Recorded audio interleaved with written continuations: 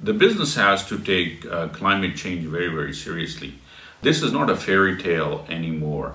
And if you are a CEO and a corporate emerging leader, you need to make sure that you get your business ready for the climate change, because a lot of disruption is coming your way in the next 30 years if we don't get these temperatures under control. Climate change is greatly escalating and becoming an even more serious issue.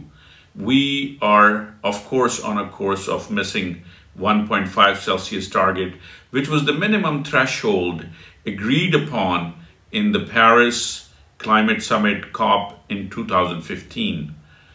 Furthermore, a report by Intergovernmental Panel on Climate Change shows how horrible even 0.5 Celsius could affect us globally. This is why we must try our best to keep the average temperatures to well below 2 Celsius. In the world where the average temperature is 2 Celsius, around 402 million people will be exposed to record heats, and many people will be forced to migrate, and the water levels will escalate. We must put the effort to zero out the net run rate by around 2050.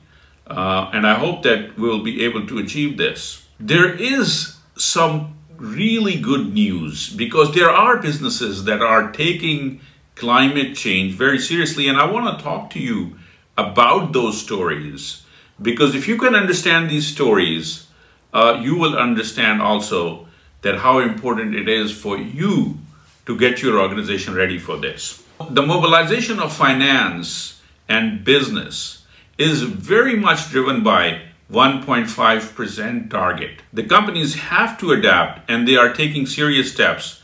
And the ones which are not doing so will have to pay a very, very serious price. Unilever, a multinational consumer good firm, just tried to quantify the likely impact of climate change on its results in 2030, 2039, and 2050. In all three different regulatory scenarios and range of different temperature increases and how it will be affecting its bottom line. So the interesting thing that Unilever came up with in all these three forecasts is the understanding that its profits will increase by 6.4 billion euros.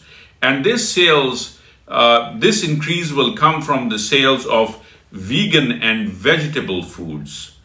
And the possibility of a hit of 6.1 billion euros if carbon tax were imposed on its emission across the board. These forecasts are helping organizations plan, adopt strategies aimed at both direct impact of a climate change and the systematic issues.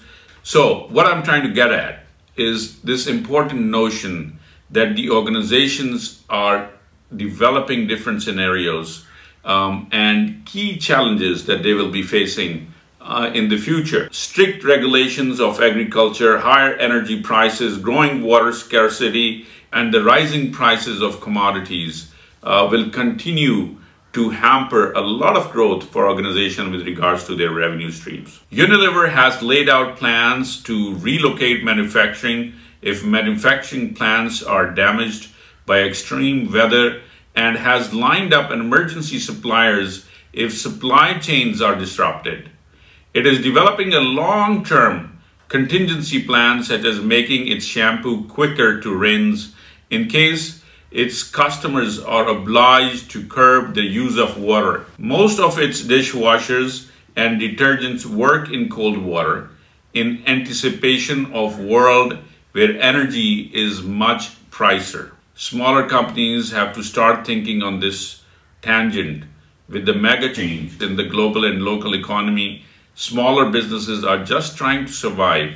So what I'm trying to get at with this video is that the business has to take climate change very seriously. It's going to disrupt your supply chains, and it will have a dramatic effect on production, on services, and these things have to be planned out and this is your time to do so. For the developing countries, this is going to be very, very hard because the markets are still being developed and these businesses are trying to survive in these hard times. Once again, the developing countries will be hit hard with the climate change, and we have to create the right awareness so baby steps can be taken in the right direction in order to address this particular issue.